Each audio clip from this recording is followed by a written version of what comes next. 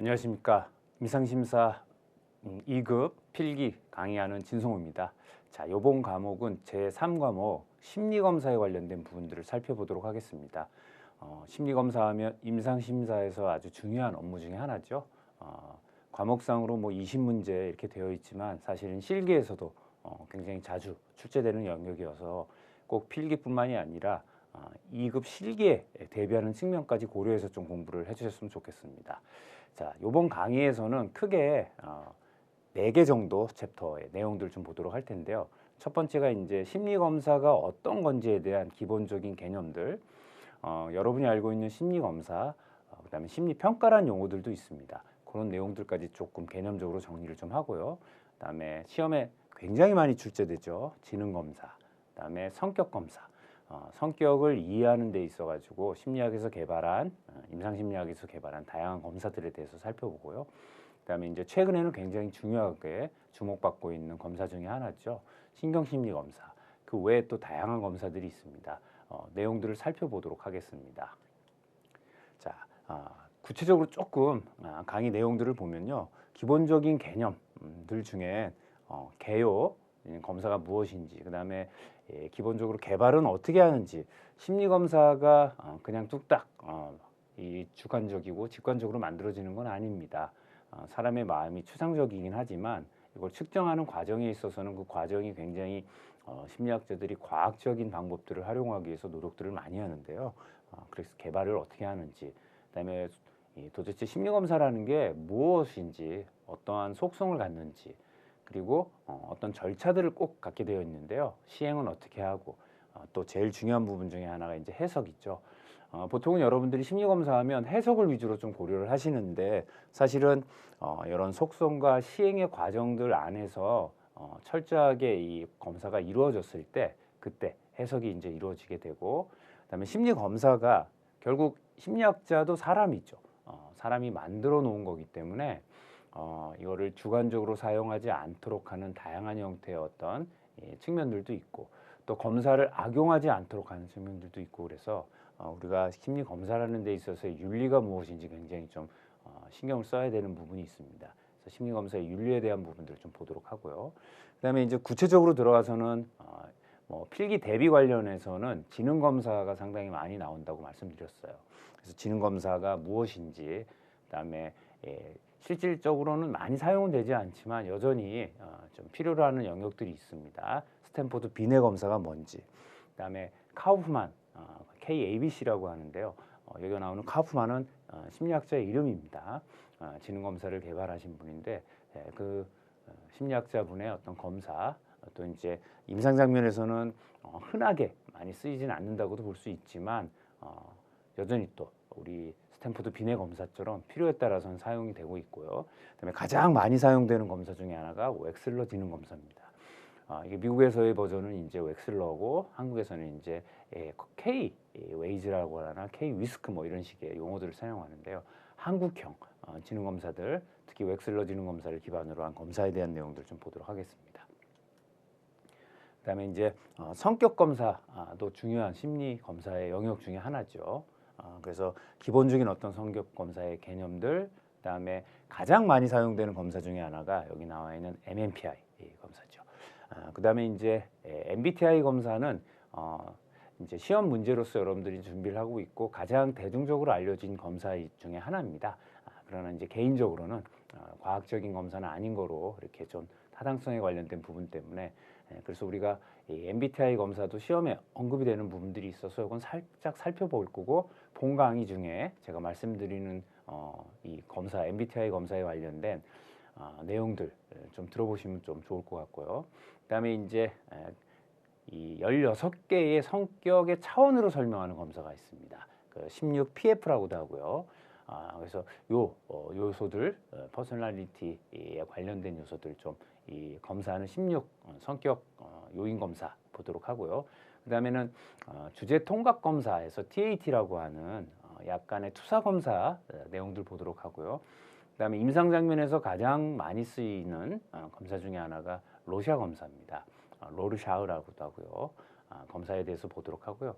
그다음에 또 로샤 검사와 함께 많이 쓰이는 대표적인 검사 중에 하나죠. 문장완성 검사 살펴보도록 하겠습니다. 그래서 이 중에서도 뒤에 또 언급을 하겠지만 이 MMPI 검사는 꼭 정리를 잘 해두셔야 된다.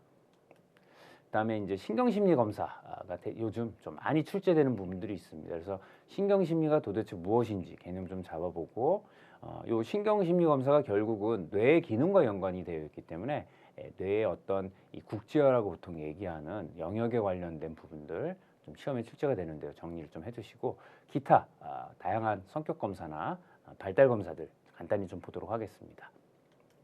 자, 그래서 시험 관련된 출제 영역으로 보면 여기 나와 있듯이 최근에 성격 검사와 신경심리 검사가 좀 많이 출제되는 부분들이 있습니다. 그리고 지능 검사도 사실은 좀 많이 출제가 되고 있어서 최근에 출제 빈도가 늘어나는 부분들은 성격 검사나 신경심리 검사 쪽이지만 계속적으로 감초처럼 나오는 검사는 지능 검사다. 그다음에 심리 검사의 기본 개념 중에 여기 표집에 관련된 내용들이나 이런 것들은 개론과 중복돼서 좀 나타나고 있죠. 그리고 여러분들 강의 들으시면 계속 느끼시겠지만 신뢰도 타당도에 관련된 거는 계속적으로 나오고 있다. 그다음에 윤리도 한두 문제씩은 좀 출연을 하고 있어요. 그래서 여러분들이 항상 그렇지만 제 강의 이렇게 들으시면서 임상심리학이라는 학문이 굉장히 오랫동안 공부를 해야 되는데 단기에 우리가 자격증을 탄다는 측면에서는 항상 여러분들이 이 필드라든가 스콜라십이라고 그러죠. 학교에서 배우는 임상심리를 생각하시면 너무 부담이 되실 거예요. 이걸 다 배워야 우리가 자격증을 따느냐라고 생각하실 수 있는데 그렇지는 않습니다. 그래서 제가 최대한 임상 장면에서 활용되는 부분도 언급을 하지만 여러분들이 공부하시면서 항상 우리가 자격증 따는 게 목표이기 때문에 기출문제 위주로 학습을 하시면서 강의도 참고하시라. 그리고 포인트로 짚어주는 요거는 좀 문제를 관리를 해주셨으면 하는 것들은 꼭 관련된 문제들을 좀 참고하시면 좋겠습니다. 그래서 이런 형태로 되어 있고 요거 기출문제 중심으로 좀 정리를 해서 강의를 지금 진행해 보도록 하겠습니다. 자, 심리검사 관련해서 이제 기본 개념들 이렇게 설명을 드릴 텐데요. 요 내용들은 뭐 이게 제한된 시간 안에 제가 이 전체를 다 설명을 못 드리니까 키포인트 중심으로 그래서 여러분들 제가 설명 안 하는 부분들은 꼭 여러분 스스로가 좀 학습을 부탁드리면서 진행을 해보도록 하겠습니다. 여기 보면 심리 검사라고 하면 우리가 요걸 갖다가 요 개념을 우리가 심리 평가가 있어요. 그래서 일반적으로 이제 기본적인 학생들에게 교육할 때는 심리 평가는 보통 세 가지 정도로 구성이 된다. 심리 검사예요. 그래서 평가하면 어세스먼트라고 영어가 되고 심리 검사하면 테스트라는 개념이 됩니다. 그래서 어세스먼트라고 하는 이 평가의 개념이 훨씬 더 큰. 그래서 이거 뭐 도식화시켜서 그리면 이 검사 영역 안에 평가라고 하는 집합이 있고 이 안에 검사가 있다. 이렇게 보시면 돼요. 그리고 또 하나가 행동 관찰이 있어요. 그리고 가장 많이 쓰이는 게 사실은 검사보다는 면담이다. 면담 혹은 면접이라고도 보통 얘기하죠. 면담과 면접은 사실 개념들이 어떻습니까? 우리가 일상에서 대화하는 거랑 다르게 목적지향적이에요. 소위 말해서 진단을 하거나 평가를 위해서 이제 하는 거죠. 그래서 검사의 영역, 그다음에 면접, 면담. 이 면담은 그냥 상담에서의 면담이 아니라 검사를 위한 면담이라고 보시면 되고요. 그다음에 중요한 것 중에 하나가 행동평가입니다. 그래서 훌륭한 임상가는 사실은 이 면담의 기술이 상당히 뛰어나고 관찰도 뛰어나고 요걸 바탕으로 만들어지는 가설을 가지고 검사를 통해서 확인하는 여기다가 이제 뭐 해석이라고는 표현 해석 혹은 설명 검사를 해석해 주는 거 혹은 전문 지식 이런 걸 추가로 주기는 하는데요. 메인이 되는 내용은 이 세 가지다라는 거예요. 요거는 시험에는 직접적으로 연관이 없지만 여러분들이 앞으로 임상 장면에서 일을 하실 때는 좀 검사 관련해서는 좀 머릿속에 좀 넣어두시고 보시면 좋을 것 같아요. 그래서 심리 검사는 이 특성을 평가하는 절차인데 이 평가가 검사라는 도구를 이용한다라는 거예요. 그리고 우리가 1대1 면담으로 여기 나오지만 상당히 훈련이 잘 된 임상가나 정신과 선생님들은 사실은 검사에 의지하는 측면의 폭이 그렇지 않은 분에 비해서는 약간 적을 수는 있어요. 예. 그런데도 불구하고 검사를 활용하는 거는 검사가 갖는 객관적이고 예, 효율적인 측면들이 있습니다. 우리가 어떤 사람을 이해한다라고 했을 때 그 사람의 성향을 파악하는 거에 제일 좋은 방법은 같이 지내보는 거죠. 근데 이 같이 지내보는 거가 과학적 틀이 없이 지내게 되면 주관적인 평가들을 하게 됐죠. 예. 그리고 시간이 많이 걸립니다. 어떤 면에서는.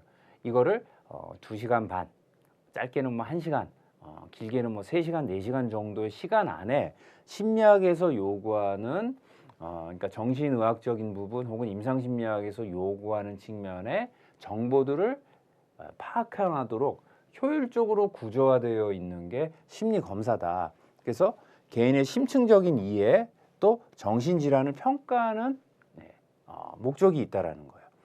그럼 요거 가지고 알면 뭐하냐라고 하게 되면 특성을 파악해가지고 결국은 행동을 예측하고 진단을 내리고 그다음에 치료를 하도록 도움을 주는 거죠. 그랬을 때 자료를 수집하는 방법 여기 나오죠. 자, 평가 면담이라고 제가 면담 얘기했습니다. 그래서 그냥 이 면담이 아니라 평가 면담이라는 거예요. 그래서 상담을 시작하는 그 전후 중간중간 직접적으로 대화를 해서 정보를 수집합니다. 이 대화가 굉장히 구조화되어 있어요. 그래서 뭐 정신과 의사 일을 훈련하는 선생님들은 소위 말해서 이 면담 훈련을 상당히 많이 하고 임상심리학자, 우리 임상심리사 분들도 훈련을 좀 많이 합니다.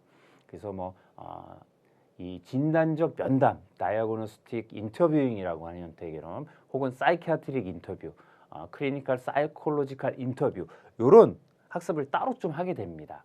나중에 여러분들이 더 전문적으로 필드에서 활동을 한다라고 하면 자격을 따진 다음에 학습을 좀 해주셨으면 하는 부분이 있고요.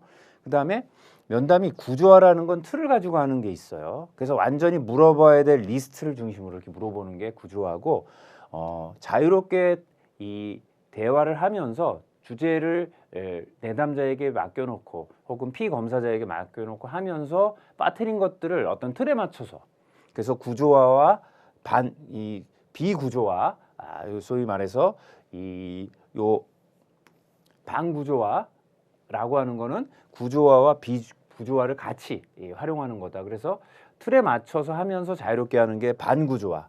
여기서 반은 반만 구조화된다는 의미예요. 그 다음에 비구조화는 틀 없이 그냥 일상 대화하듯이 하면서 증상들을 얘기하도록 하고 빠뜨린 부분들을 물어보는 형태로 임상가가 자기의 어떤 주관적 기술을 가지고 접근할 때 우리가 비구조화라고 합니다. 그래서 구조화와 비구조화 사이에 반구조화가 있고요. 그래서 보통은 장단점들이 다 있습니다. 그래서 초기에는 여러분들이 하게 된다 그러면 구조화적인 면담 훈련하는 걸 하고 익숙해지면서 반구조화 가고 좀 더 완전히 프로페셔널한 느낌이 든다 그러면 비구조화의 개념을 가지만 전문가도 약간 빠뜨리는 경향들이 있기 때문에 그렇죠. 반구조화 정도를 이제 사용하기도 합니다. 그 다음에 면담을 언제 하느냐? 상담 초기, 소위 말해서 검사 초기에 한다 그러면 초기 면담, 혹은 상담을 시작하기 전에 혹은 검사를 시작하기 전에 접수의 개념으로 하는 접수 면담이 있고요. 그 다음에 중간에 계속적으로 검사를 하면서 면담을 할 수 있고, 검사가 다 끝난 다음엔 해설적인 면담도 가능하다 이렇게 됩니다. 그 다음에 중요한 것 중에 하나가 이제 여러분들이 많이 초기 임상 심의사 이 일을 하시는 분들 혹은 교육받는 분들이 많이 놓치는 것 중에 하나가 행동 관찰에 관련된 부분이에요. 사실 이게 많은 것들을 알려줍니다. 그리고 많은 훈련들을 합니다. 그래서 수검자가 어떻게 행동하는지, 태도는 어떤지, 반응은 어떤지, 이제 뒤에서 저희가 공부를 하겠지만 우리 여러분들 배웠을 거예요. 정신상태 검사라고 하는 것들, 외모라든가 옷차림, 말투 이런 것들을 가지고 병과 어떤 연관이 있는지를 봐요. 그래서 언어 표현이 어려울 때, 언어로 전달되지 않거나 면담이 제한되는 경우, 이럴 때 행동 관찰을 활용하기도 하고, 이게 잘 돼도 행동 관찰을 잘 활용한다. 이거를 객관적인 서술형으로 기록하도록 되어 있습니다. 저희 이게 이제 단기의 강의라는 거라 다 설명을 못 드리지만, 그래서 언어 표현이 어려운 경우가 어떤 경우죠? 아이인 경우, 그러니까 나이가 어려서 자기에 대해서 초등학교 뭐 저학년 학생이 나의 인생은 어떻게 이렇게 설명하기가 어렵죠. 아이의 행동들을 관찰하는 걸 통해서 여러 가지 다양한 형태의 진단들을 하게 된다. 이렇게 설명드릴 수 있을 것 같아요. 이랬을 때 요것도 이제 시험에 조금 언급이 되니까 좀 정리를 해주셨으면 좋겠습니다. 검사 유형에 따라서 최대 수행 검사라는 건 대표적인 게 이제 IQ 검사 같은 거예요. 최대한 잘할 수 있어야 되는 거죠. 그다음에 전형적 반응 검사는 뭡니까? 이 사람이 자기의 성향을 그대로 드러내도록 하는 검사들이에요. 그래서 이렇게 측정의 내용에 따라서 수단은 여기 소위 말하는 여러분들이 알고 계실 수도 있는데 다양한 형태의 심리 검사들이 있어요. 예를 들면 뭐 문장을 이용한다든가 문장 완성 검사, 그림을 이용한다든가 이런 검사들이 있고요. 그다음에 대상에 따라서는 1대1로 하는 검사들이 있어요. 여기서 1은 검사자, 여기서 1은 피검자라고 보통 얘기하죠. 검사 받는 사람. 그다음에 단체로 하는 검사가 있을 수도 있습니다. 모아놓고. 그래서 뭐 제가 어렸을 땐 학교에서 집단으로 지능 검사 하는 경우도 학교에서 있어요. 그래서 대략 평가하는데 다단건 좀 떨어지죠. 그래서 임상심리에서는 주로 이렇게 개별 검사를 중심으로 하게 됩니다. 그다음에 구조화에 따라서는 이 검사가 굉장히 뒤에 나오지만 여러 가지 절차들을 다 그래서 표집도 하고 이런 형태로 만들어진 검사를 우리가 객관화 검사, 객관적 검사라고 그러고요. 그런 거와 없지. 요 객관화 검사는 소위는 개인차 검사라고도 하는데 비교를 위한. 그래서 기준이 좀 있어요. 좀이 아니라 기준이 있습니다. 그래서 어떤 사람의 대표적인 게 이제 지능 검사 같은 거가 되겠죠. 또는 MMPI 검사. 어떻습니까? 지능 검사는 지능이 내가 예를 들어서 102다. 그러면 이 102라는 거는 절대적인 수치가 아니라 내 나이대의 사람들의 비교해서의 점수인 거예요. 이랬을 때 내 나이대의 평균이 몇 점이냐. 보통 지능 검사는 100입니다. 이럴 때 이렇게 틀이 있죠. 이걸 롬이라고 그러죠. 노말할 때 앞자입니다. 규준이란 뜻이에요. 여기와 비교를 하는 검사들. 그러니까 어떻게 보면 과학적이라기보다는 어떤 뭐랄까요, 객관적 절차를 통해서 되고, 투사 검사는 다른 사람과 비교하는 측면은 베이스로 있고 그 사람만의 독특한 경향을 이해하도록, 그래서 모호한 자극들을 제시하고 어떤 식으로 반응하는지를 보는 겁니다. 그래서 전형적인 검사가 이런 투사 검사의 모습이다. 성격 검사도 전형적 검사이면서 객관화 검사다. 이렇게 좀 나뉘어지게 됩니다. 요거는 시험에 좀 많이 언급되니까 꼭 정리를 해주시고, 요 관련해서 구체적인 문제들은 기출 문제로 꼭 학습을 해주셨으면 좋겠어요. 그다음에 표준화라고 하는 개념 앞에서 나왔어요. MMPI 검사라든가 요즘은 MMPI2가 나왔죠. 그다음에 검사 보면 또 언급이 되는 PAI라는 검사도 유사한 객관식의 검사예요. 예, 아니오로 되어 있거나 0, 1, 2, 3으로 되어 있는. 그다음에 비표준화 검사, 현장 제작 검사 뭐 이렇게도 얘기하는데요. 뭐 투사 검사 이렇게, 그러니까 어떤 틀을 가지고 있지 않지만 전형적인 틀 없이 즉흥적으로 사용할 수 있는 측면도 있고, 비표준화하면 꼭 직접적이진 않지만 이렇게 투사 검사의 계열 중에서도 이런 것들이 있을 수 있다라는 거예요. 이랬을 때 표준화 검사의 특징들을 보면 검사가 틀이 딱 짜여져 있기 때문에 주관적으로 어떤 의도나 해석을 개입하는 거가 X대에 있어서 불가능하다는 건 아니에요. 뭐 하자면 또 가능하지만 그것이 극도로 제한될 수 있고, 그 다음에 해야 되는 절차가 굉장히 명확하게 정의되어 있어요. 문장을 읽고 어떻게 하라, 문장을 읽고 예 아니오로 답하라, 그리고 엄격하게 통제되고, 기준 아까 설명드렸죠. 일정한 비유할 수 있는 점수가 있어요. 기준 점수들이 보통 있습니다. 그래서 그걸 기준으로 합니다. 그래서 이 표준화 검사의 원점수는 상대적인 의미임을 염두라고 하는 의미는 검사를 했을 때 나오는 점수가 이제 예를 들어서 좀 설명을 드리면, 지능 검사에서 어휘 문제 같은 게 있다라고 하면 이게 원점수의 개념은 이게 만점이 예를 들어 30점이다. 그런데 산수 문제는 만점이 20점입니다.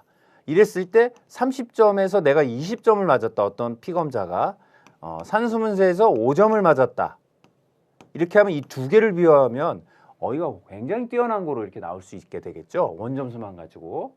그러니까 이건 뭡니까? 만점에 해당되는 점수가 달라요. 그렇기 때문에 원 점수는 상대적으로 의미를 파악해야 되기 때문에 이걸 갖다가 환산을 시켜요. 그래서 요 각각에 해당되는 걸 비교할 수 있도록 이렇게 만든다라는 의미입니다. 예.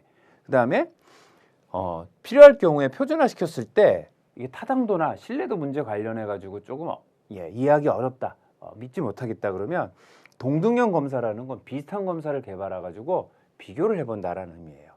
어쨌든 표준화 검사는 이런 형태의 특징들을 좀 가지고 있어요. 그래서 이거는 조금 정리를 좀 해두시고, 그다음에 이제 시간을 제한을 두고 하는 검사가 있는 속도 검사가 있고요. 그거와 상관없이 자기의 역량을 최대한 발휘하도록 하는, 이것도 검사 항목에 따라서는 이제 구조가 달라집니다. 그다음에 여기처럼 기준 참고라고 하는 건 평균 점수라든가 노음이라고 얘기됐던 기준이 되는 점수와 비교하는 게 있고, 중거 참고라는 건 특정한 점수 이상을 들어가야 된다. 그래서 자격 시험 같은 경우 중거 참조 검사의 예가 우리 임상심사 2급이죠. 그래서 60점 이상 돼야 합격. 이렇게 어떠한 중거가 있어요. 기준이 되는 요 이상이 돼야 되는 이런 것들을 이제 의미합니다. 그다음에 검사를 개발하는 과정들은 요게 간혹 출제가 되긴 하는데요. 여러분 그냥 요거는 높은 빈도는 아니니까 좀 정리를 좀 해두시면 좋을 것 같아요. 그래서 검사 목적을 설정하는 거, 자, 검사 개발할 때 여러분들이 예를 들어서 어떤 검사를 개발한다 그러면 이 목적이라고 하는 건 내가 그 검사를 왜 하는지에 대한 부분인 거죠. 이 검사 왜 하는지. 그 다음에 이 검사를 예를 들어 내가 충동성을 알고 싶다. 좀 이거 예를 들어 설명을 드리겠습니다. 지금 시간이 많지는 않지만 내가 개를 키우는데 우리 개가 얼마나 충동적인지 궁금해요. 그래서 개들의 충동성을 알고 싶다라고 하면 이럴 때 목적이 정해지겠죠.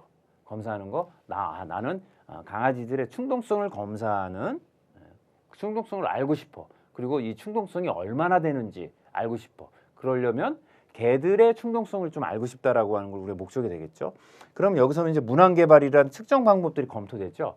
개들은 말을 못하니까 개 주인 되시는 분들한테 물어봐야겠죠. 그랬을 때 개가 어떤 행동들을 하는지, 그리고 그 행동에 관련된 질문들이 개들의 충동성과 관련되는지, 이런 것들을 어떻습니까?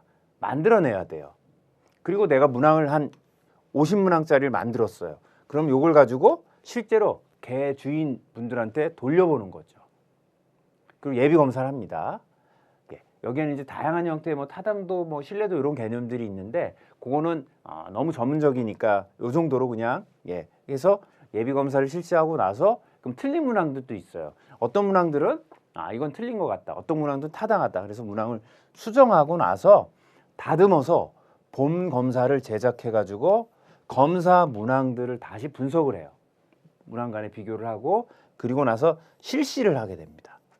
그래서 실시를 할 때 예를 들어서 개 키우는 주인들 1000명을 모아놓고 설문지를 쫙 돌려가지고 점수 분포가 쫙 나오죠. 그거 가지고 기준을 설정해요. 그래서 가장 심하게 충동적인 개와 아닌 개 이 비율 분포들이 나오게 되죠. 그랬을 때 그 평균을 잡고 요 정도 되면 이제 수학적 개념이 들어가는데요. 정상적인 요 정도 넘어가면 굉장히 극단적으로 충동적인 개다. 이렇게 되면 검사가 완성이 됩니다.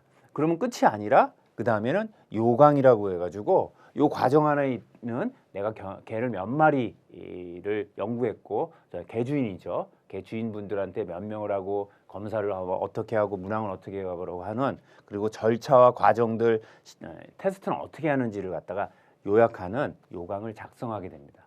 그러면 하나의 검사가 만들어진다. 그래서 심리검사하면 되게 어렵게 생각하실 수도 있지만 이런 과정들을 여러분이 할 수 있다면 개인이 개발할 수 있죠. 다만 여기 들어가는 거에 수많은 사람들에게 이런 과정 안에 아주 디테일한 일들이 있죠. 그러다 보니까 비용과 시간이 많이 들어가서 일반 분들이 하기에는 만만치가 않은 부분들은 좀 있습니다.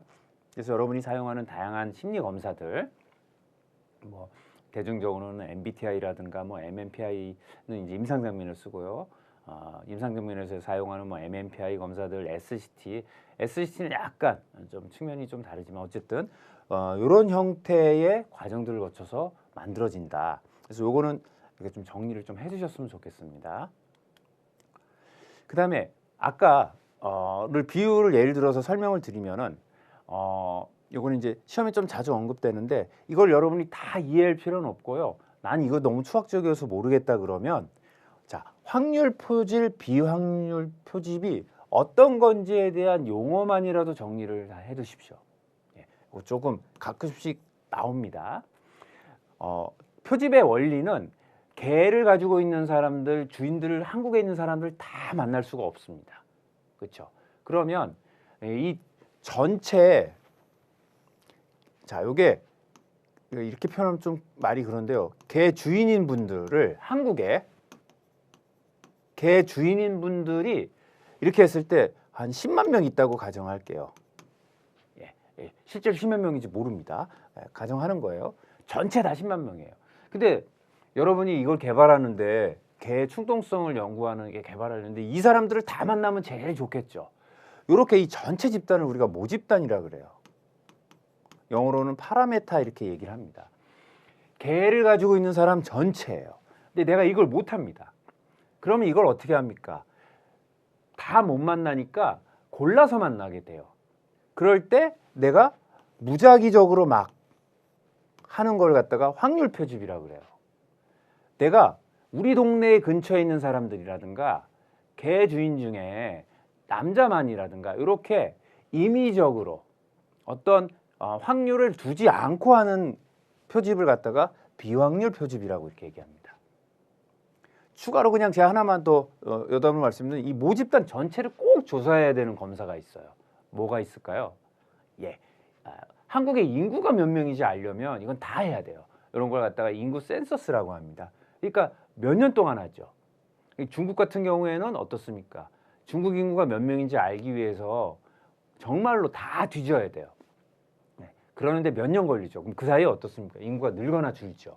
현실적으로 굉장히 어렵습니다. 뭐 예를 들면 우리가 모집단 전체를 했으면 좋겠다고 하는 것들이 되게 많아요. 예를 들면 투표 같은 것도 그렇습니다. 뭐 대통령 선거나 국회의원 선거를 할 때 한국인이면 다. 근데 실제 현실적으로 어렵죠. 근데 기본적으로 어떻습니까? 특정 나이가 되면 다 하는 거를 기본 원칙으로 정해 놓죠. 그런데 이렇게 센서스 외의 연구들은 표집이라는 걸 합니다. 그래서 우울증이 어떤지에 대해서 연구하겠다 그러면 우울증 집단 전체를 못 하니까 우울증 경험하는 분들을 골라서 하는데 이때 이거 조금 어려운 개념인데 수학적으로 랜덤하게 인위적으로 어떤 요소가 들어가지 않고 자연스럽게 확률상으로 나타나도록 표집하는 게 확률 표집이에요. 이럴 때 자기가 들어가지 않는 거 이거 무작위 추출이라고 해요. 이걸 랜덤이라고 보통 그러죠. 랜덤하게 한다는 표현이 무작위라는 의미예요.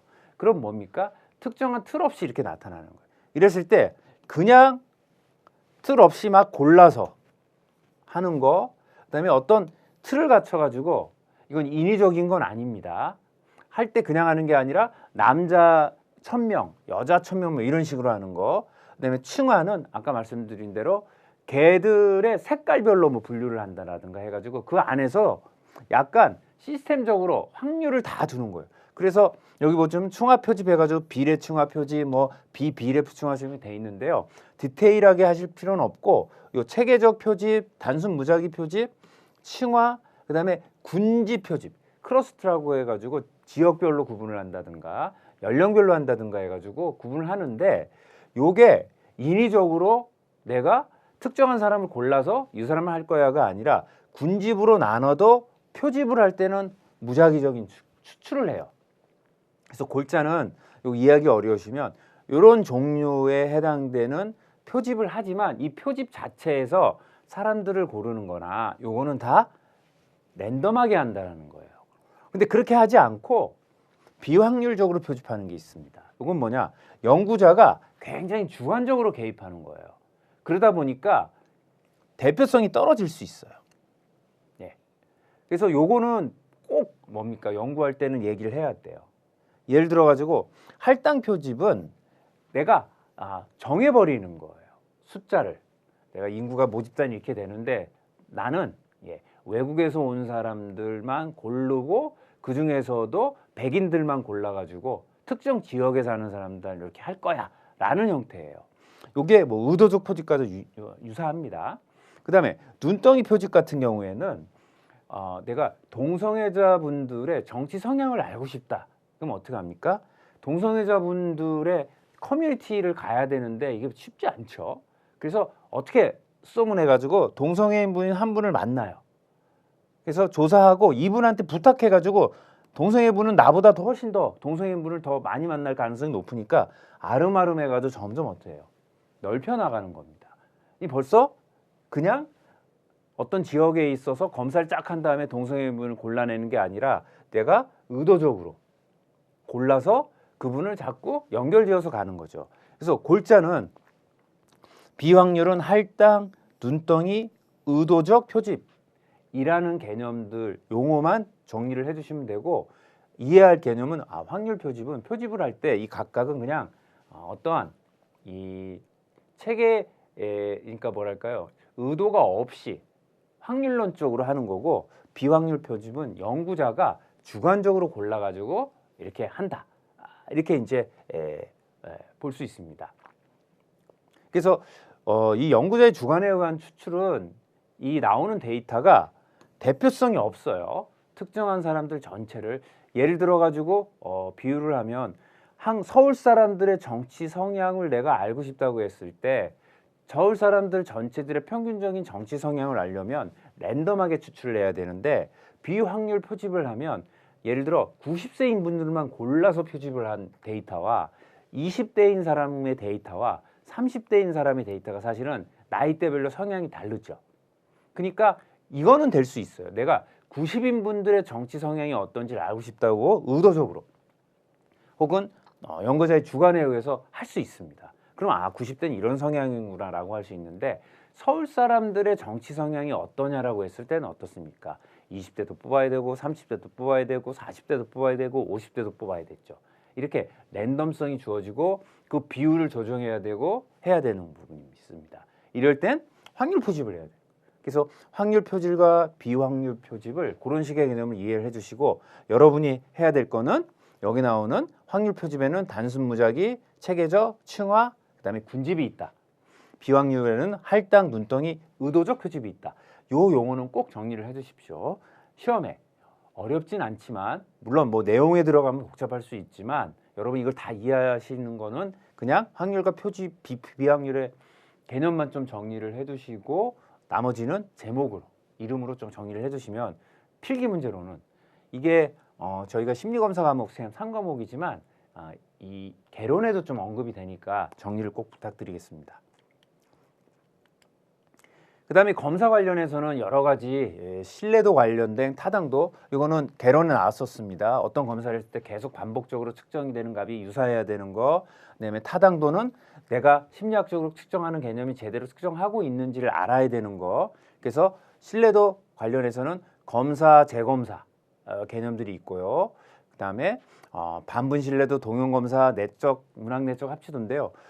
검사, 재검사 신뢰도는 조금 정리를 해두십시오. 자주 좀 나오는 내용들이어서 자, 검사, 재검사는요. 내가 만든 설문지 자꾸 이제 개의 충동성을 얘기하는데요. 줄여서 개충 검사라고 이렇게 하죠. 개충 검사를 내가 50문항을 만들었어요. 근데 이게 측정할 때마다 값이 달라져 버리면 안 되죠. 그럼 정말로 이게 내가 신뢰롭게 지금 측정을 하고 있느냐라고 했을 때 이건 어떻습니까? 한 번 검사를 하고 다음에 한 2주 뒤에 또 검사하는 거예요. 그럼 그 사이에 2주 사이에 개가 어떤 기질이 바뀌진 않죠. 그럼 여기서 예를 들어 20점이라는 점수가 나왔다면 여기도 대략 20점에 가까운 점수가 나와야 돼요. 실질적으로는 똑같이 나오진 않습니다. 이랬을 때 2번 검사하는 거예요. 검사하고 더 검사. 이게 가장 간단한 신뢰도죠. 근데 문제는 뭡니까? 너무 가까이 하면 외워버리죠. 예를 들어 지능검사를 했는데 오늘 했어요. 그랬더니 지능검사가 98이 나왔습니다. 근데 2주 뒤에 혹은 3일 뒤에 해요. 그러면 제가 한 걸 기억하고 있죠. 연습 효과라고 하는데 요거 그러면 그 다음 할 때는 어때요? 지능 검사니까 더 높게 나오기 위해 점수가 쉬워지죠. 그런 문제들이 있어요. 그러다 보니까 반분 신뢰도라는 게 있습니다. 반분은 50문항이 아니라 뭐 100문항 정도를 만들어요. 혹은 50문항 안에서도 반으로 나눕니다. 그래서 앞에 25문항, 뒤에 25문항이 서로 같은 값을 내는지를 보는 거예요. 이 얘기는 그 개념이 25문항을 하나의 검사로 보는 거죠. 그래서 같은 시간에 한 검사를 나눠서 점수를 비교하는 거예요. 그러면 앞에는 열심히 하니까 어떻습니까? 점수가 높고 뒤에는 지쳐가지고 대충 해요. 낮아져요. 이렇게 되면 신뢰가 떨어지죠. 그냥 이럴 때는 짝수번만 골라가지고 홀수번만 골라가지고 비교를 합니다. 골자는 한 번 검사할 때 검사 문항을 서로 반으로 나눠서 하는 거. 그 다음에 동형 검사는 유사한 문항들. 문항은 약간 다른데 질문이 동일한 거예요, 거의. 묻는 내용에 해당되는 부분을 그랬을 때 검사를 해보면 어떻습니까? 얼마나 일치하는지 보면 되는 거고, 이런 원리를 이용해 가지고 요 문항 간 일관성 요걸 갖다가 크롬바우 알파라고도 해요. 이게 시험에 좀 나오니까 교재 잘 정리를 해보십시오. 알파라고 해가지고 요거는 그냥 간단한 원리가 각각의 문항들이 있을 때 이 문항 하나하나를 일종의 검사로 보는 겁니다. 그래서 얘가 개의 충동성을 묻는 문항이 쫙 있다 그러면 이 문항들이 사실은 어떻습니까? 서로 상관이 돼야 되죠. 비슷한 값들이 나와야 돼요. 그래서 이 문항의 값과 이 문항의 값을 비교하고 이 문항의 값을 비교하고 이 문항의 값을 비교하기도 하고 혹은 이 전체 문항의 값과 이 문항을 비교하기도 하고 이러면서 그 전체 상관관계를 봅니다. 상관을. 이랬을 때 너무 떨어진다 그러면 그 문항을 빼버리면 전체 문항의 신뢰도가 올라가죠. 그래서 요거는 어떻습니까? 장점이 여기 나오는 요 세 개의 장점은 한 번에 비교할 수 있다는 거. 검사 재검사 신뢰도는 신뢰도를 정말 보는 형식인데 문제는 시간과 비용이 걸려요. 시간이 걸리기 때문에. 그래서 신뢰도는 이렇게 보고, 자, 신뢰도는 비유를 하면 이렇습니다. 제가 자를 하나 개발했어요. 키를 재는 이 자가 정말로 잘 맞는지를 보는 거예요. 근데 정말로 키를 재는 거냐라고 했을 때 제가 키를 재는데 체중계를 사용하면 어떤 일을 하고 있습니까? 타당도는 떨어지는 거죠. 근데 체중계 가지고 키를 잰다고 생각하고 사람들을 다 올리면 점수는 일관되게 나올 수 있어요. 그렇죠? 그러니까 무슨 얘기냐? 제가 제 키를 잰다고 생각하고 체중계에 올라가 가지고 예를 들어 70kg가 나왔는데 그걸 갖다가 70cm로 해버려요. 70cm 됐네? 그럼 이게 신뢰로운지 보기 위해서 2주 뒤에 다시 올라가게 해요. 그럼 체중이 좀 늘거나 줄지만 갑자기 2주 뒤에 뭐 100kg 이렇게 나가진 않죠. 그러면 70 한 1kg 나왔어. 오, 되게 이거 신뢰롭다. 그렇죠? 신뢰는 높죠. 근데 키 재는데 체중계 재면 그거는 뭐가 떨어집니까? 당연히 타당도가 떨어지죠. 그래서 타당도는 얼마나 우리가 심리학적 개념을 제대로 재고 있는가를 보는 거다. 시험에는 뭐 많이 나오는 영역은 아니지만 요걸 알아두시는 거가 조금 필수적이라 그래서 조금 자세히 설명드립니다. 이럴 때 세 개가 있다. 타당도는 내용, 구인, 준거. 내용은 검사 문항을 갖다가 의미를 보는 거예요. 그래서 이게 정말 어떤 집단의 문항을 묻는 거가 대표하는지 맞는지 보는 겁니다. 그래서 내용 타당도는 안면 타당도와 내용 타당도라는 개념이 나오고, 안면 타당도는 이 문항이 예를 들어 개의 충동성을 묻는 질문인지를 안면 타당도 사람들한테 물어보는 거예요. 개 키우는 분들한테. 자, 이 문항이 정말 개들 충동성을 보는 것 같습니까? 물어보는 거고요. 내용 타당도 안에는 내용 타당도와 안면 타당도, 내용 타당도가 있습니다. 그리고 내용 타당도는 이 문항이 우리가 우리 개통용 이런 분들이 있죠. 개 훈련해가지고 오랜 기간 훈련하신 전문가들이 있어요. 그분들 찾아가가지고 물어보는 거예요. 지금 내가 개 충동성을 개발하는 설문을 지금 만들고 있는데 이 문항들이 정말 충동성을 보는 것 같습니까? 이렇게 물어보는 거예요. 굉장히 좀 주관적이죠. 근데 의미들은 있습니다. 이걸 꼭 이런 식으로 연구해야 되는 검사 특성들이 있어요. 근데 그거는 이제 너무 전문적이고 시험과 상관없으니까 그래서 얼핏 보면 주관적으로 보인다. 그래서 과학성은 좀 떨어지는 측면이 있고 구인 타당도는 연구된 것들. 그래서 이 구성 개념이라고 하는데 이론적으로 충동성은 무엇인지, 뭐 사랑은 무엇인지 이렇게 심리학에서 연구하는 이론 베이스들이 있어요. 요걸 가지고 봐요.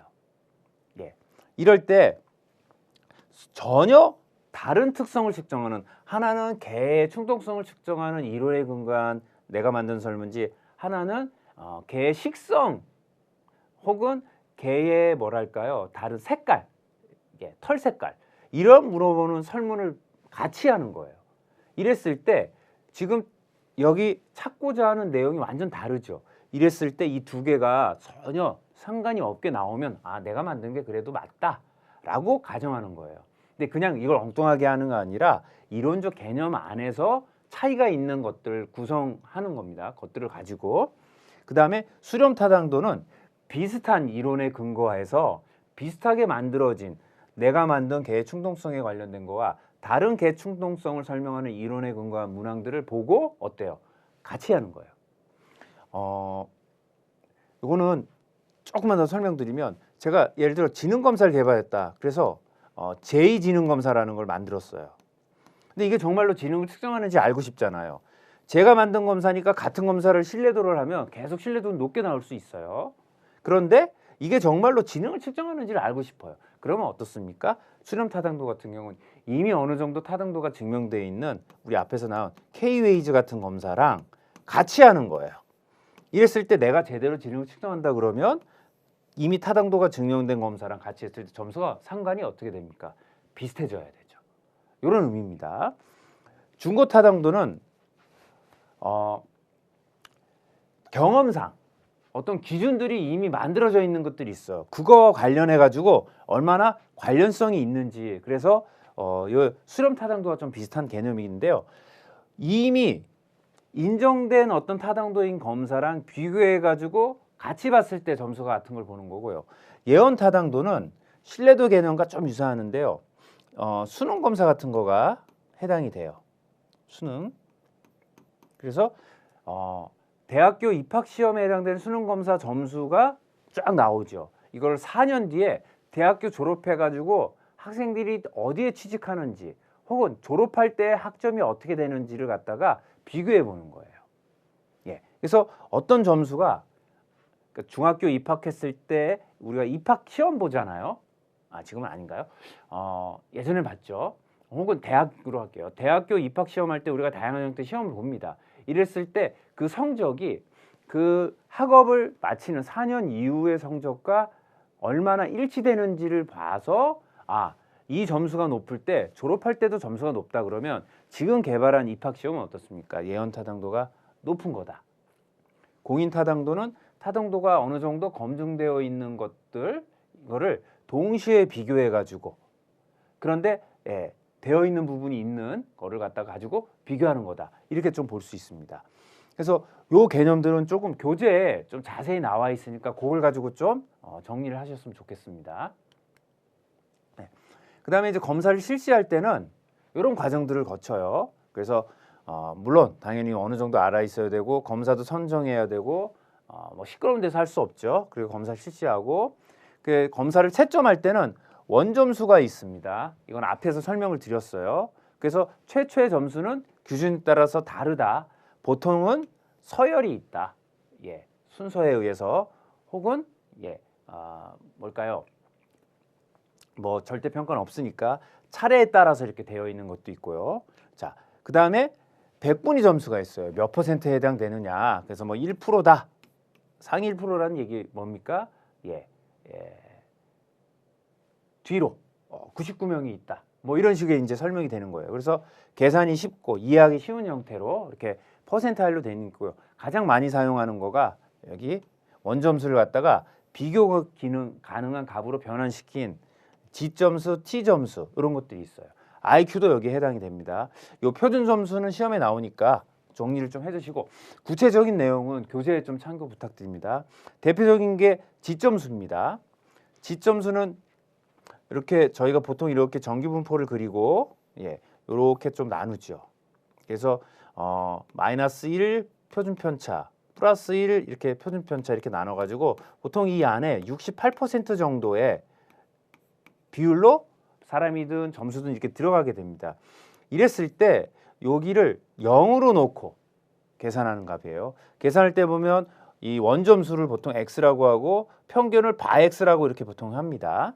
그래서 어떤 검사를 했을 때 검사한 점수가 원점수고 그 검사를 하는 검사에 사람들을 해서 한 전체 집단의 분포가 있어요. 보통 이게 정규 분포를 그립니다. 요거에 평균 점수가 있어요. 거기를 뺀 다음에 여기에 대한 표준 편차가 각 집단마다 있습니다. 표준 편차가 그 집단의 분포에 되는 이 분포도를 의미하죠. 그거로 나눠주면 평균이 0이 되고 이 한 표준 편차를 1을 기준으로 해가지고 이렇게 정리해 놓은 거다라고 이렇게 볼 수 있습니다. 그래서 요게 모든 집단이 이런 형태의 예를 들어 나이의 집단, 뭐 IQ의 집단, 또 뭐가 있을까요? 키 이렇게 보시면 측정하는 요소는 다르지만 분포의 점수가 평균으로부터 퍼져 나가는 것이 이렇게 종의 모양을 이루어요. 이걸 정규 분포라고 합니다. 그러니 그 집단이 가지는 분포의 모양이 약간 아날로그로 설명드리는 거예요. 모양이 비슷하니 어떻습니까? 이것이 다른 값들 원점수가 달라도 비교할 수 있죠. 이거를 여기 평균을 0으로 놓고 표준 편차를 1로 놓고 계산을 볼 수 있도록 만들어 놓은 거예요. 요 표준 편차는 그 집단들이 가지고 있는 각각의 표준 편차라 여기서 말하는 1과는 다른 것이 됩니다. 그래서 지점수는 다시 정리하면 표준 편차분의 평균에서 원점수를 뺀 값이다. 이렇게 해가지고 환산을 할 수 있습니다. 각 집단에 해당되는 거. 그 다음에 t점수는 요게 점수가 계산이 돼서 나올 때 뭐 0.1이니 1.5니 이렇게 소수점 나오는 형태로 나오니까 여기다가 어떻게 합니까? 지점수에다 10을 곱한 다음에 그러니까 평균에 플러스 50점을 더하는 거예요. 그래서 t점수는 지점수 곱하기 10 더하기 50이에요. 그래서 지점수가 0이면 평균에 해당되죠. 곱하기 10을 하면 0이 되고 나오는 게 50이 된다. 그래서 t점수는 어떻게 됩니까? 50점이 평균인 점수입니다. 그래서 여러분들이 배우는 t점수는 MMPI 점수가 t점수 형태로 되어 있어요. 그 다음에 IQ는 100을 기준으로 해가지고 편차가 15 정도씩 되어 있습니다. 그래서 100이 평균이고 85가 원 스탠다드 1표준 편차 떨어지도록 되어 있고 115가 플러스 1 표준 편차로 이렇게 되어 있습니다. 그 안에 여기 나와 있는 것처럼 68%의 사람들이 들어가도록 되어 있는데 이건 나중에 지능검사는 약간 이 레벨은 좀 다르게 설명이 됩니다. 그래서 요 공식 요거는 좀 정리를 해주셨으면 좋겠어요. 지점수는 표준 편차 시그마라고 하는데 스탠다드 데비에이션 그래서 원점수 빼기 평균이에요. 그러면 평균이 0으로 한 분포로 환산하는 거고 t점수는 지점수에다가 곱하기 10을 하고 그 다음에 더하기 50을 한 거다. 이렇게 이제 보시면 됩니다. 그래서 보통 이 표준 편차 떨어져 있으면 굉장히 드문 케이스에 해당이 되니까 2 곱하기 10 하고 50을 더하면 점수가 70 나옵니다. 그럼 우리가 여러분들 이제 MMPI에서 배우겠지만 우울증 척도의 t점수가 75다 그러면 이건 뭐예요? 두 개의 표준 편차 바깥으로 떨어지니까 굉장히 드문 그래서 우울증이 평균적인 사람들이 가지고 있는 우울에 해당되지 않는 굉장히 높은 수준이어서 우울할 가능성이 있다라는 식으로 해석을 많이 합니다. 그래서 요 t점수와 지점수 요 계산하는 요거는 조금 정리를 좀 해두시고 기출 문제를 내서 안에서 한번 확인을 꼭 부탁드립니다. 그 다음에 이제 해석을 할 때 우리 척도 배웠었습니다. 개론에서. 그래서 이건 이름만 가지고 조금 가도록 하겠습니다. 보통 심리학적 척도들은 이렇게 되어 있다.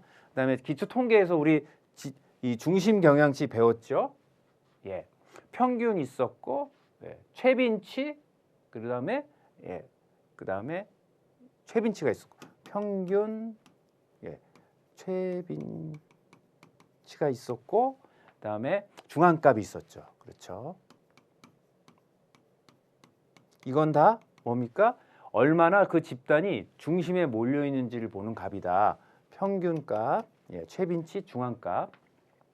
그다음에 산포도는 흩어져 있는 정도를 의미하는 거고 상가는 데이터가 서로 얼마나 연관이 되어 있느냐. 그다음에 정규 분포는 이 분표가 아까 말한 대로 이런 식으로 분포되어 있는. 이걸 일단 이제 정규 분포라고 합니다. 뭐 좀 더 설명드리면 분포가 뭐 F 분포니 T 분포니 뭐 분포의 성질들이 U 분포니 뭐 이런 형태의 분포들이 자연계에는 다양하게 있어요. 그런데 특정한 분포들 예를 들어 사람의 키라든가 몸무게 이런 것들은 숫자를 많이 해가지고 측정을 해보면 평균값으로부터 이런 식으로 흩어지더라. 이런 성질들을 이용한 겁니다. 그래서 요 개념은 저희가 이제 제한된 시간이니까 요 내용 중심보다는 요 용어 중심으로만 정리를 좀 해드리는 거로 하고 디테일한 거는 역시 이제 교재를 좀 참고하시면 좋겠고요. 그다음에 해석할 때는 여기 나오는 것처럼 다양한 형태. 그다음에 점수만 단순하게 이 사람 70 넘었으니까 문제야 이렇게 해서는 절대로 안 된다. 요리책처럼 해석하면 안 됩니다. 그 맥락이나 상황들 면접을 통한 걸 이렇게 종합해야 되고요. 그다음에 특정 시점의 기능을 평가하는 거 어떻습니까? 내가 병원에 어떤 분이 입원할 때 평가하는 거는 굉장히 또 그 의미가 다르죠. 건강할 때와 이런 것도 고려를 해야 되고, 그다음에 문화적 평양. 외국에서 많이 성장했던 아동기를 보냈던 분들이 성인이 돼가지고 이렇게 지능 검사할 때 언어성 검사 같은 거 하면 떨어져요. 이 사람 능력이 언어 능력이 떨어지는구나라고 생각해서는 안 된다는 겁니다. 그거는 문화적인 환경의 영향을 고려해야 돼요. 그다음에 IQ 범주화를 지향한다는 건 2자리면 바보, 3자리면 괜찮아. 이게 아닙니다. 90에서 110 사이 정도가 평균이기 때문에 98만 나와도 105인 점수와 크게 차이가 없어요. 확률상. 그건 이따 지능에서 한번 정리를 해드리고, 그다음에 개인의 차 고려해야 되고, 그다음에 내가 임으로 지능 검사 중에 뭐 20문항인데 한 3문항 정도 물어봐요. 다 맞췄어. 머리가 좋아. 다 틀렸어요. 머리가 나빠. 이런 식으로 해석하면 안 된다라는 거예요. 결과의 표준 규칙을 잘 따라야만 된다라는 거예요. 그다음에 윤리 관련돼 가지고 좀 보도록 하겠습니다. 이게 우리가 검사는 인간을 대상으로 하죠. 그러니까 정확해야 되고 책임이 있어야 되고 공정해야 되고 제일 중요한 거 비밀이 보장되어야 된다. 예를 들어 가지고 어떤 사람의 지능이 낮게 나왔을 때 이 지능이 대중에게 알려졌을 때 그 사람이 가져야 될 피해 이런 것들을 고려한다면 굉장히 중요한 부분입니다. 가족관계나 이런 어떤 정성적인 부분도 마찬가지고요. 그다음에 저도 계속 공부를 하지만 잘 모르겠어요. 언제나. 그래서 계속 공부를 해야 되는 부분이 있고 윤리적인 부분이라 그러니 내가 어떤 부분을 난 이거 100% 마스터했어. 이런 건 사람 마음에 관련된 거는 절대 존재하지 않죠. 악용하지 않아야 되고요. 그래서 이런 요소들이 있으니 여러분들 뭐 기본적으로 다 이렇게 해당이 됩니다. 그래서 저희가 이거는 요 관련해서 기억하기 쉽게 하나만 말씀드리면 보고서 쓸 때 뭐뭐입니다라고 이렇게 명확하게 주장하지 않아요. 생각된다, 추정된다 이렇게 해요. 왜? 저희가 이 판단하는 건 신의 영역이거든요. 다만 이런 방법을 통해서 이렇게 기준 절차를 썼더니 이런 거 같다라고 추정이 된다라고 설명을 하는 거지. 뭐 IQ가 예를 들어 가지고 79가 나왔으니까 이 사람은 절대로 인생이 망합니다. 이런 식으로 절대로 해서는 안 된다라는 겁니다. 그런 가치 판단이 들어가지 않는 걸 최대한 해야 되는 부분이 있고 그 안에서 전문가로서 이렇게 그다음에 여기 비밀 보장 나오죠. 이런 것들을 지켜줘야 되고 그다음에 이게 어떤 기준이고 얼마나 믿을만하고 얼마나 적절하게 측정하고 있는지를 갖다가 해야 돼요. 그래서 만약에 이런 거가 없이 어떤 검사가 있다면 여러분들 그 검사는 어때요? 믿으면 안 된다라는 겁니다. 그런 검사들이 너무 많아요. 그렇죠? 우리가 이제 임상심사 준비를 하면서 윤리적인 부분 중요해서 좀 말씀드립니다. 자, 그다음에 이제 지능 검사 좀 보도록 하겠습니다. 지능 검사는 보통 우리가 이제 IQ라고 그러죠. 인텔리전스 퀀티티 이렇게 해서 양으로 이렇게 한다라는 거예요. 자, 지능은 무엇이냐? 이거 한번 개론해서 말씀드린 것 같은데요. 적응 능력, 학습 능력, 뭐 추상적 사고 능력, 종합적 능력 이렇게 돼 있어요. 이 정의가 굉장히 다양해요. 그렇죠? 그래서 일반적으로 이렇게 목적지향적인 행동을 하고 합리적이고 사고가 효율적이고, 그래서 이걸 간단하게 그냥 환경에 잘 적응하는 능력 하는 능력 이렇게 이제 하는데, 이건 이제 뭐 제 생각이 포함되어 있는 이렇게 설명이라, 그래서 지능은 사실은 정의 내리기가 상당히 어려운 측면들이 있어요. IQ는 그거를 측정하도록 만들어진 도구인 거죠.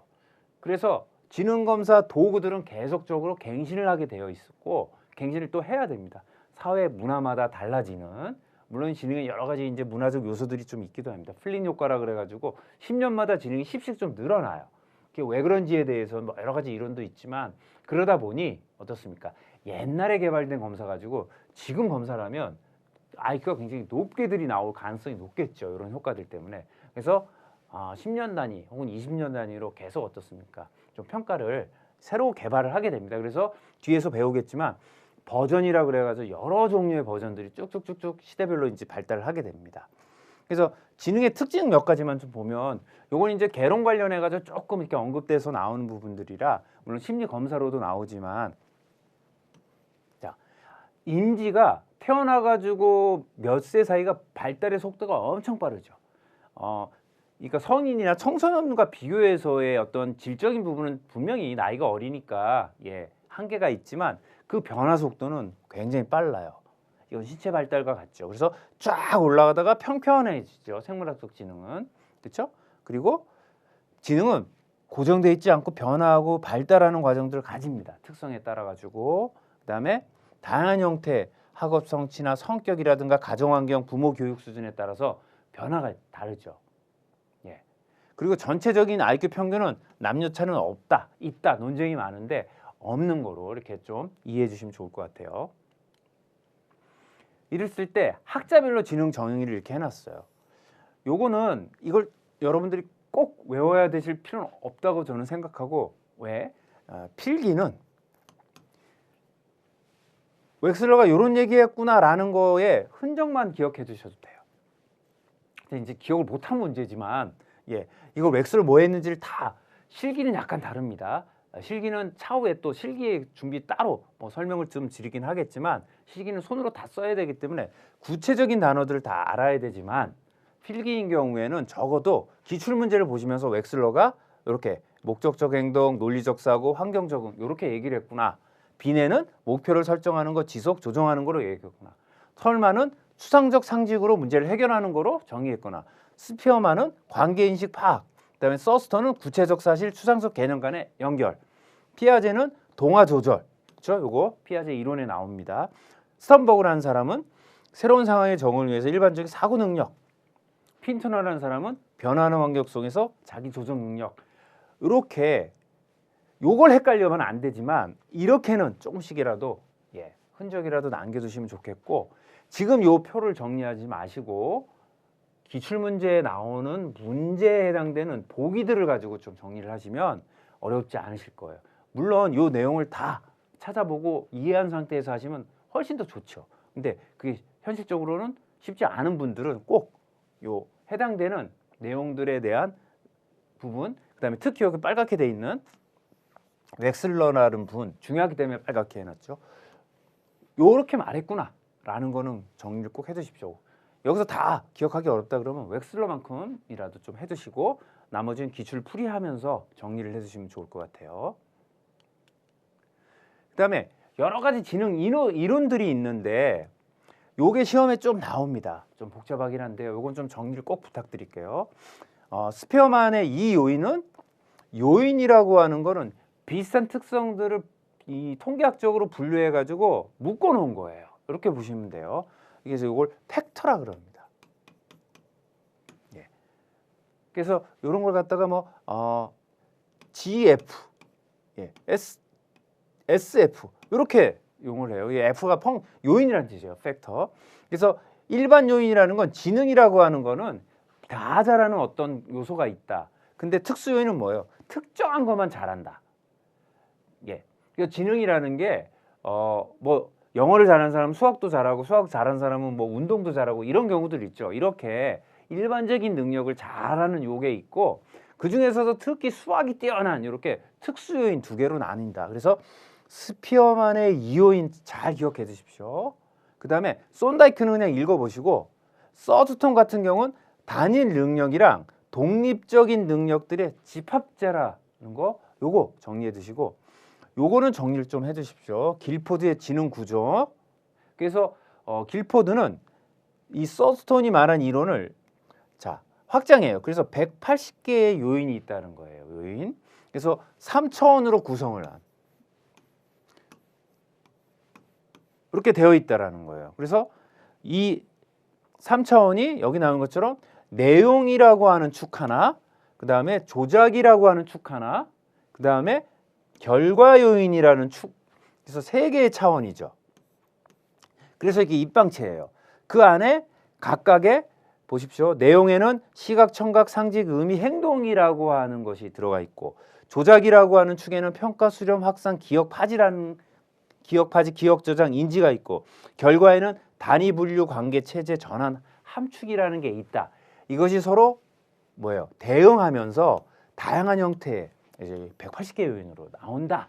그래서 길포드의 요 입방체 모형 3차원은 여기 나오는 항목들은 좀 정리를 해 두십시오. 적어도 필기로 나왔을 때 이렇구나 라는 정도를 조금 아는 수준은 정리를 해 주셔야 됩니다.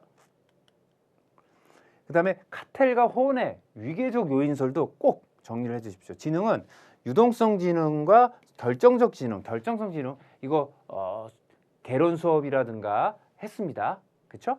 기억나실 거예요. 그거 한번 안 나시면은 다시 교재 보시면서 확인해 보시고 그래서 유동성 지능은 타고난 지능, 결정성 지능은 훈련하는 거. 그래서 요게 카텔과 혼의 위계적 요인설이에요. 핵심은 유동성 지능과 결정성 지능으로 나뉜다는 거예요. 이것도 자주 나오니까 꼭 정리를 해주시고 왜 이게 중요하냐? 이게 나중에 가가지고 웩슬러의 동작성 지능의 개념, 그 다음에 웩슬러의 결정성은 언어성 지능의 개념으로 가요.